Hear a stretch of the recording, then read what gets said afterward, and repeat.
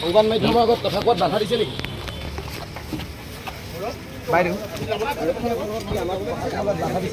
আৰক্ষীয়ে মানৱ অধিকাৰ খৰ্ব কৰিছে, আপোনালোকক ইমান দিন হাৰাশাস্তি কৰি আছে জয়াৰ নামত, কি ক'ব এই ক্ষেত্ৰত? আমি ন্যায় পাম বুলিয়ে লাগি আছো। কাইলৈ মাতিছে নাই আপোনালোকক? কেইটা বজাত মাতিছে? এক মিনিট ক'ত আছে? আজি কিবা সুধিলে নাই? আজি কি সুধিলে?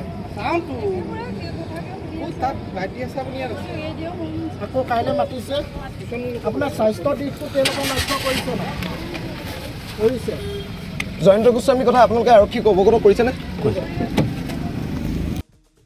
মই ইয়াত লৈ আছোঁ, আপুনি তাত দি আছোঁ পুনৰ আজি তেওঁলোকক যাবলৈ দিছে। এই মুহূৰ্তত আমি দেখি আছোঁ আৰু পুত্ৰই গাড়ী চলাই গৈছে। দেখিবলৈ পোৱা গৈছে যে দুৰ্বল হৈ গৈছে সুনীল গগৈৰ পত্নী।